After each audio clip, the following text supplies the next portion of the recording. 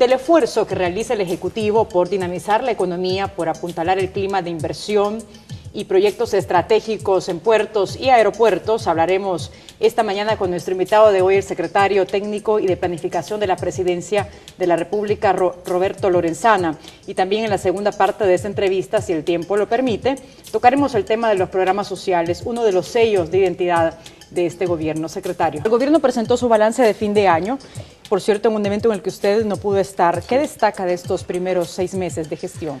Yo voy a empezar, antes de entrar así a la parte más concreta de la pregunta, expresando que nosotros nos sentimos en términos generales satisfechos con el esfuerzo que se ha hecho en este primer semestre de este gobierno. Se han generado las bases, además de que hubo una transición tranquila, no fue una transición traumática, se han generado las grandes bases para que el gobierno pueda funcionar exitosamente en este quinquenio. Hemos concluido, el día de ayer lo anunciaba el vicepresidente y hoy presidente en funciones, Óscar Ortiz, que se ha terminado el plan quinquenal, tenemos plan, está en manos del presidente de la República, él está evaluando y posiblemente sea en los primeros días de enero en que él haga la divulgación ya y la publicación del plan, pero ya hemos terminado el plan quinquenal, de tal manera de que ya tenemos, luego de hacer un ejercicio de consulta amplio, la estrategia, el rumbo de este gobierno para el quinquenio. Hay que decir que en estos meses también hemos logrado concretar grandes resultados que evidencia, por supuesto, la visión del gobierno, la visión del presidente, procesos como Fomilenio 2, por ejemplo, que teníamos 2 años y medio de estar trabajándolo. Ya en el mes de septiembre, a escasos 3 meses de este gobierno, logramos concretar esa negociación exitosamente, una inversión para la franja marítimo-costera del país que va a ser alrededor de unos... son 287 millones de una donación de cooperación del gobierno de Estados Unidos y otros 80 millones del gobierno de El Salvador como contrapartida. Es una estrategia de desarrollo en la franja marítimo-costera que incluye infraestructura, que incluye inversión en educación y en el clima de negocios. Luego también hay que decir que en este proceso de estos meses también hemos concretado resultados de un gobierno abierto al mundo, también con el gobierno de México. Logramos concretar la cooperación del gobierno de Yucatán de más de 100 millones de dólares también, un crédito muy bondadoso, prácticamente la mayoría es donación, con la que se van a construir importantes infraestructuras. Se va a construir el puerto de Anguiatú, que todo es una donación, hacia la frontera de Guatemala. Se va a construir la carretera de 4 carriles hacia el Puerto de la Libertad. Tendremos un bypass en el Puerto de la Libertad, lo cual va a descongestionar el puerto. Todos sabemos cuando vamos al puerto, cuando hay temporada, qué difícil es el tráfico. Hoy con ese bypass en el tráfico se va a dinamizar el turismo, la economía. Además está en el corredor hacia el puerto de Acajutla para facilitar el tráfico de carga, o sea, eso va a también mejorar las condiciones de la gente de negocios, de los que transportan carga hacia el puerto de Acajutla y también hacia Guatemala.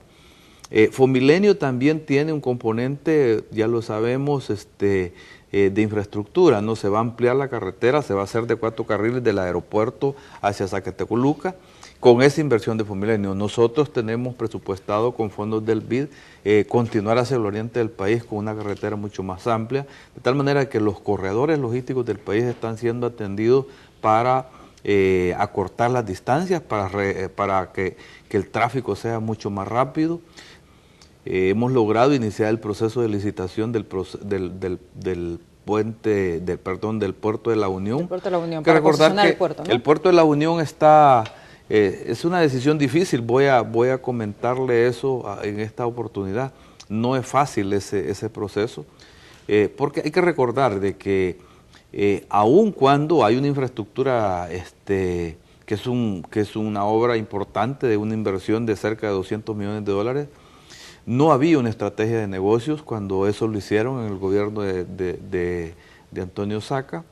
Hicieron una infraestructura, no había ley, no había una ley de licitación, una concepción de licitación, no había realmente, no se previó, no hubo un estudio de prefactibilidad, no se sabía que había que estar haciendo un dragado que va a costar cada año al Estado salvadoreño 10 millones de dólares por lo menos, y esos compromisos hubo que hacerlos y un conjunto de flexibilidades que hubo que hacer para que pudieran participar las empresas que están participando.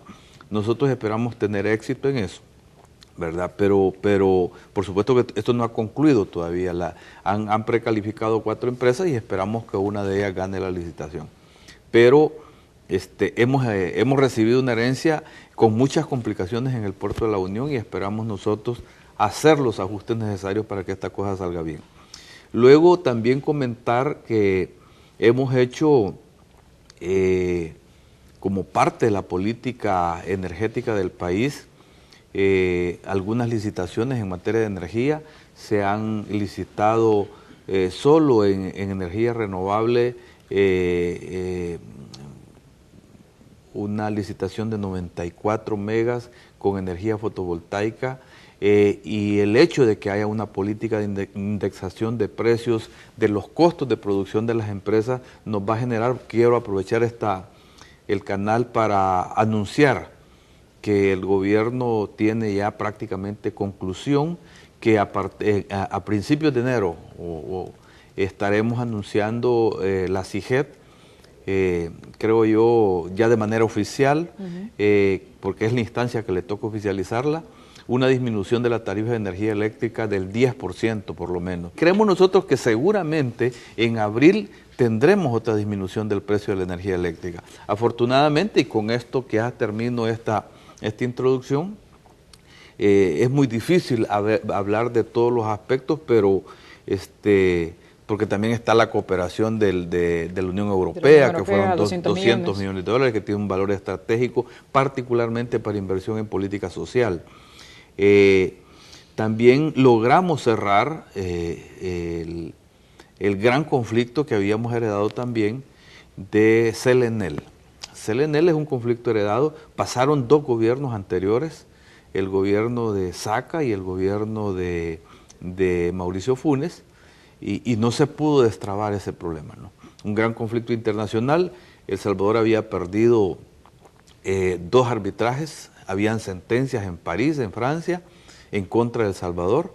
Los arbitrajes decían de que El Salvador tenía que entregarle el 52% de la empresa de la geotermia, que es el subsuelo salvadoreño, a la empresa italiana. Nosotros, el presidente delegó en la presidencia de CEL la responsabilidad de rectoriar una negociación técnica, pero que aquí ha habido una estrategia mucho más amplia, porque estamos hablando de una negociación compleja, que había que desmontar conflictos en París, teníamos que desmontar el conflicto en del CIADI en Washington, también había que levantar un embargo que el juez también participó en esto para, por supuesto, sobre la base objetiva de que había ya una negociación positiva para el país. Había que ponerse de acuerdo con los italianos, y los italianos, como supimos el día lunes, creo yo, estuvieron dando declaraciones lunes y martes, se van contentos como amigos de El Salvador, y se sienten, y como dijo el personal, el representante de la empresa, lo que motivó realmente a los italianos finalmente a asumir la negociación como la ruta para resolver los problemas fue la actitud del presidente de la República. O sea, creyeron en el presidente como una persona seria, una persona que tiene la visión y la actitud de negociar en un ambiente de armonía. Entonces, logramos felizmente destrabar un gran conflicto internacional que nos tenía a nosotros con dificultades. La imagen del país estaba siendo deteriorada, también la empresa tenía un daño. Pero logramos hacer esa negociación. La geotermia del país produce el 25% de la energía de todo el país. O sea, es la energía, y además energía más barata. Ahora que está en manos del Estado, también eso se reflejará en los precios de la energía. Secretario, en conferencia de prensa del balance de fin de año que brindaba el gobierno, el ministro de Hacienda destacó que el déficit fiscal de este 2014 será menor al previsto inicialmente. Se estimaba en 3.8% del PIB, en lugar del 4%. ¿A qué obedece esta reducción? Bueno, mire, hay un conjunto de esfuerzos que se han hecho, ¿verdad?, que tienen que ver con ahorro presupuestario. Solo en materia de subsidio de la energía eléctrica, en subsidio del gas, aun cuando hemos incrementado la cantidad de beneficiarios. O sea, nosotros aumentamos como 32.500 personas más que hoy se están beneficiando con el subsidio del gas en la zona rural del país, ¿verdad? El ministro de Economía estaba haciendo esfuerzos para que se equilibre, porque la mayoría del subsidio el pueblo lo está recibiendo en la zona urbana, y la zona rural tiene menos subsidio. Es lógico, la gente tiene menos acceso a las cocinas de gas, pero va creciendo. Se ha incrementado el subsidio en 32.500 personas, pero aún así los gastos en subsidio de gas son menores, porque se ha estado haciendo una supervisión más rigurosa de que se cumpla con los pesos de las empresas, porque no siempre, yo no quiero mencionar ninguna empresa, pero sí hay más de alguna empresa que estaba vendiendo el gas con precios que no eran correctos, ¿verdad? Y ahora con los controles que se tienen, se tiene que vender con los precios exactos, y eso reduce el subsidio. O sea, yo creo que estamos ahorrando por lo menos $20 millones en ese subsidio. Luego, la eficiencia en el gasto, con la política de austeridad, sin haber terminado el año, sin haber hecho un monitoreo completo, ya estamos hablando de un ahorro en el semestre como de $18 millones adicionales. O sea, por la política de austeridad del gobierno. Este es un gobierno que ha tenido una prudencia mayor en el gasto, tomando en cuenta las dificultades fiscales que han habido. Para mencionar algunos casos, pero hay un conjunto de factores, ¿verdad? Ha habido un crecimiento económico todavía no satisfactorio para nosotros, pero según el Fondo Monetario, el crecimiento llegó al 2.2%, cuando venimos, bueno, el 2009, cuando empezó el gobierno del presidente Funes, estaba a -3%. Ahora, en el gobierno anterior estuvimos por debajo del 2%, y ahora ya el Fondo Monetario dice que crecemos el 2.2%. Estimamos que para este año 2015 vamos a crecer un poquito más, 2.6%. Entonces, ese crecimiento se refleja también en la recaudación, y eso, por supuesto, es un factor que está ayudando en la reducción del déficit. El déficit, casi el 50% del déficit se lo lleva el fondo de pensiones. En otros países, en las cuentas nacionales, los fondos de pensiones no entran en las cuentas del déficit, no se contabiliza como deuda, pero en el caso nuestro sí, y el déficit en pensiones se está llevando al 50% del déficit fiscal. Ese es un tema estratégico que vamos a atenderlo con mucha responsabilidad. Nosotros creemos que estamos terminando el diagnóstico, vamos a tener propuestas, tenemos que atender el tema de los pensionados. La cantidad de gente que cotiza en el sistema es muy poca, no se beneficia a toda la gente. Tenemos que mejorar las condiciones de los pensionados. Quiero decir también, vuelvo un poco a lo que dije antes, esta negociación en CELENEL también ha beneficiado a los pensionados, ¿no? ¿Por qué? Porque los $280 millones que se ocuparon para pagarle a la empresa CELENEL, ¿no?, se hicieron con los fondos de pensiones y con una tasa de interés del 5.8%. Los títulos de los pensionados se han estado vendiendo en el mercado con tasas de interés muy bajas. Hoy se van a beneficiar con una tasa de interés importante. Una tasa de interés también que está por debajo de lo que el país vende en los mercados internacionales. La última negociación de eurobonos se hizo en 6.37%. Esto se hizo a 5.80, de tal manera que es bueno porque refleja que hemos hecho una buena negociación, por debajo del precio que se vende en el mercado internacional, pero es bueno también para los pensionados porque con ese tipo de rentabilidad se benefician todos los pensionados del país. O sea, pero hablando siempre del déficit, es un dato importante, relevante, que será tomado en cuenta también por los organismos financieros internacionales. Hay una preocupación siempre del Fondo Monetario en esto y nosotros estamos atentos a verlo. Sin embargo, en estos últimos años se ha hecho un gran esfuerzo en materia de recaudación.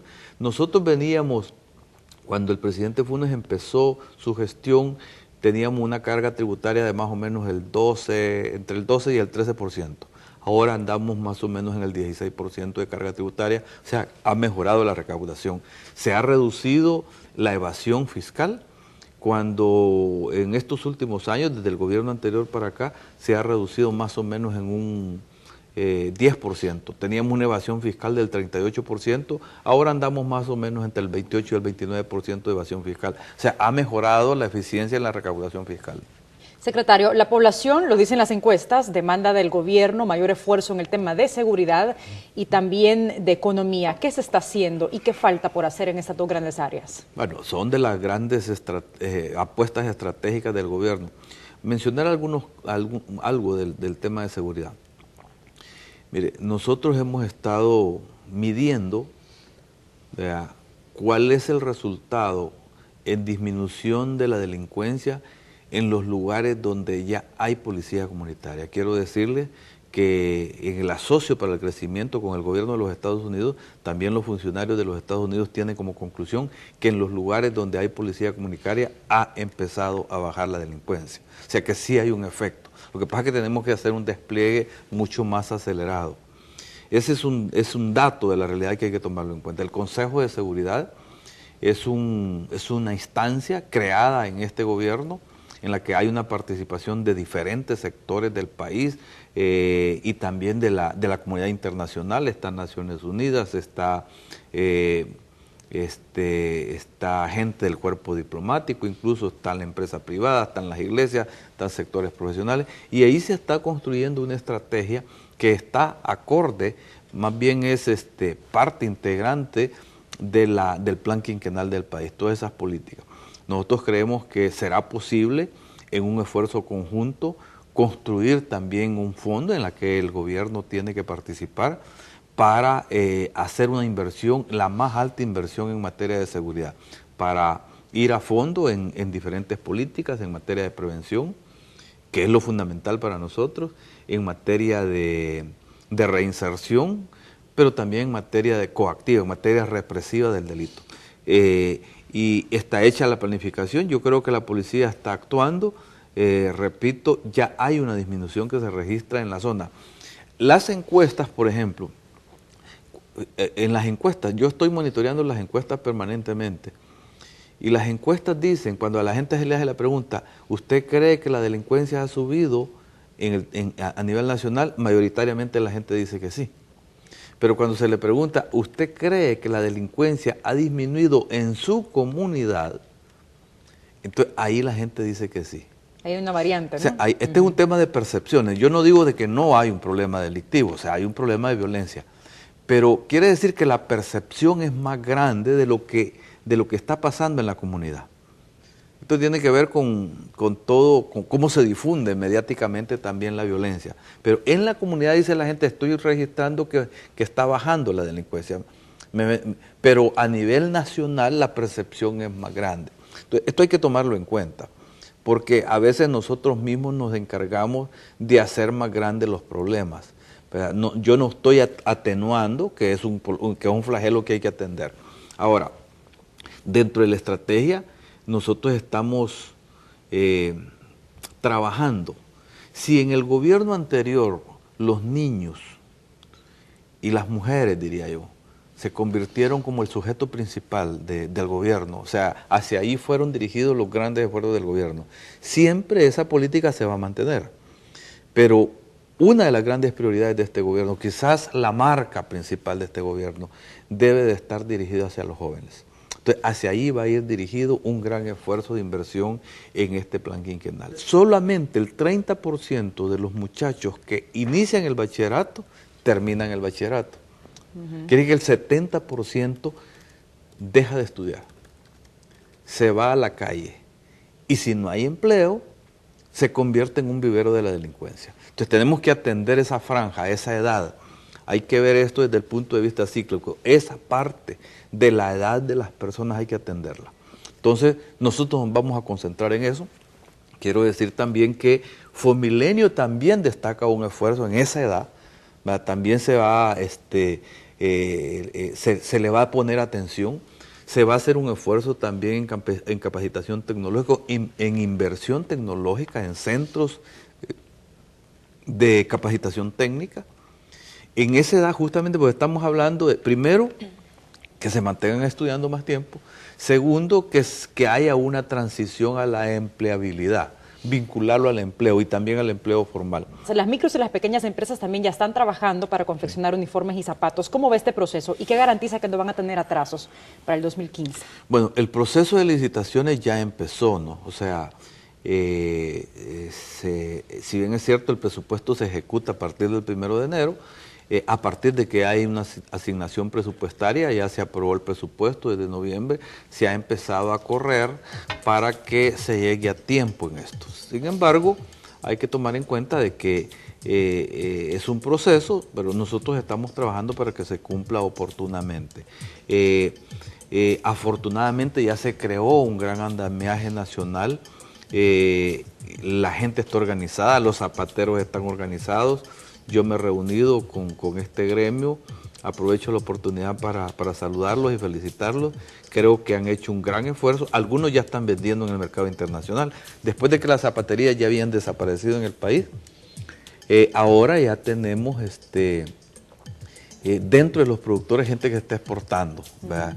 Se está cubriendo, ¿qué? 1,5 millones prácticamente de pares de zapatos que se producen por salvadoreños, con mano de obra salvadoreña.